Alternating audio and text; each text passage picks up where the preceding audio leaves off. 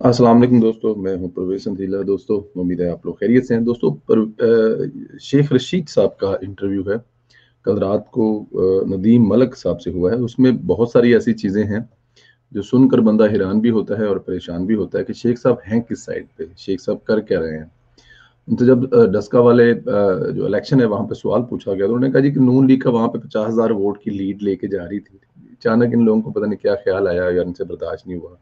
उन्होंने काम डाला। फिर उन्होंने जब उनसे ये पूछा कि जनाब ये आप पर इल्ज़ाम लगा रहा है कि आपकी वज़ारत ज़ाहिर है आप ज़ेर-ए-दाखिला है, पुलिस वगैरह हर चीज़ आपके अंडर है। तो बंदे क्यों उठा लिए आप लोगों ने? कहा जी हमने नहीं उठाए। तो उन्होंने किसने उठाए हैं? तो ये सारी चीज़ें हैं, ये 30 सेकंड का क्लिप है, आप ये सुनें। फिर इस पे बात करते हैं शेख साहब की ज़ाती जो इनकी अपनी राय है इस पे ज़रा ये सुनिए ज़रा। वोटों का पहले ही उनका डिफरेंस था, पता नहीं कौन 40-50 हजार वोटों से ज्यादा पहले ही वो तो उसे बंदे उठाने की सीटों से क्या फर्क पड़ता है? प्रिजाइडिंग ऑफिसर उठाने की जरूरत थी। मुझे नहीं बताना, मैं डस्का गया हूँ और ना मैंने डस्के की सियासत में सर वो आपकी फोन कॉल बड़ी चली सर, वो डॉक्टर फिरदौस आशिक अमान के साथ।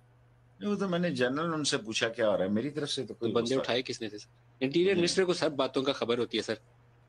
इंटीरियर मिनिस्ट्री ने उठाई दिस आई श्योर। ये नहीं थे उठाए, वो तो नून वाले तो सीधा सीधा इल्जाम आयद करते हैं। नहीं, मैं सच कह रहा हूँ, झूठ बोलने पे कायल। बाई इलेक्शन कोई इंडिकेशन है 8 में से 7 आ जाए, क्या जाहिर करता है? कोई फर्क नहीं पड़ता।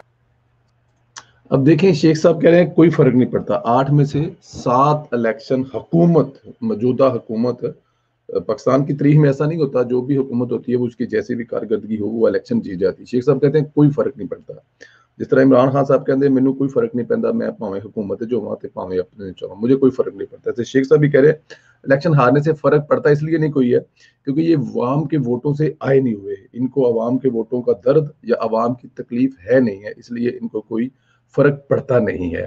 फर्क तो उसको पड़े जो अवाम से वोट लेके आए हों, जिन्हें अवाम से वोट लेने का दर्द हो, तकलीफ हो, वो लोग आए ना।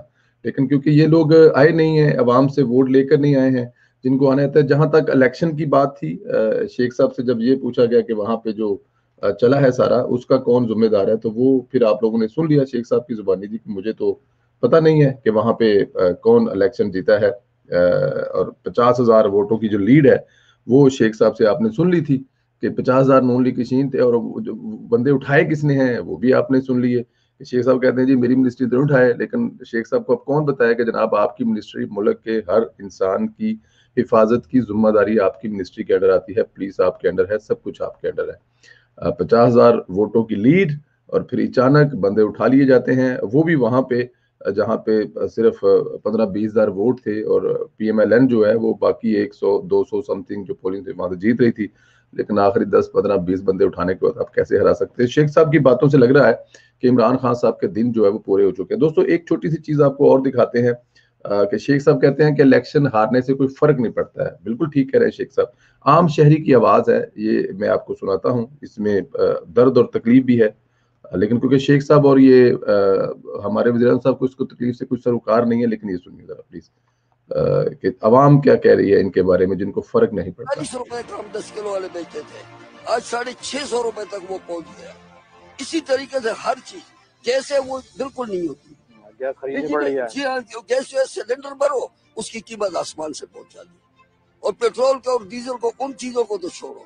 आज गरीब के बच्चे, मैं दुकानदार हूँ, यकीन करें परसों एक औरत मेरे पास आई, कहले मुझे 50 रुपए का आटा दे दो। आप लोग भी सुने सब, आपको भी मैं सुना रहा हूँ।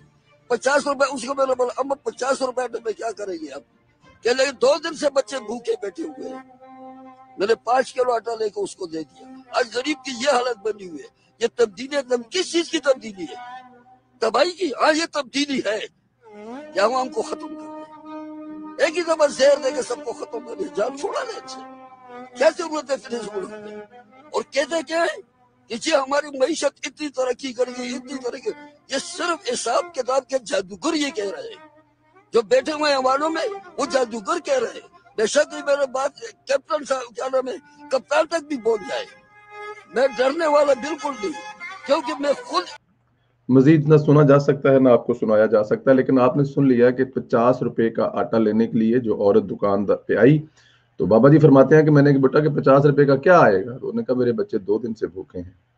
सर रियासत मदीना के जो सरबराह हैं, जो चेयरमैन साहब हैं खुद साख्ता, उनको कौन बताए कि सरकार जिनका नाम लेकर आप थकते नहीं हैं, वो तो अपनी कमर पे आटे की बोरी बांध कर उस बूढ़ी औरत के पास ले गए थे जिसके बच्चे 2 दिन से भूखे थी, और वो कह रही थी कि उमर को पूछूंगी मैं। तो उमर को पूछने के चक्कर में उमर इतने डर गए, घबरा गए कि अपने मुलाजमों से भी ये कहा कि नहीं, उमर जवाब दे इसका। तो उमर अपनी कमर पे वो आटे की बोरी लेकर गए और उस बुजुर्ग औरत को बचाई। और एक हमारे वजीर दाखिला साहब हैं जो ये कहते हैं कि इलेक्शन हारने से कोई फर्क नहीं पड़ता, और दूसरा हमारे वजीर आज़म साहब हैं जो ये फरमाते हैं कि उनको कोई फर्क नहीं पड़ता, वो हुकूमत में हैं या किसी और है। लेकिन खैर, शेख साहब की बातों से लग रहा है कि पार्टी जो बदलने का वक्त आ गया है, और जो मालशिया किस्म के वजीर होते हैं उनको अब नया एक बंदा चाहिए जिसकी वो मालिश कर सके, चाहे वो नवाज शरीफ हो, चाहे वो परवेज मुशर्रफ हो, चौधरी बरादरान हो या इमरान खान हो, कोई फर्क नहीं पड़ता उनको।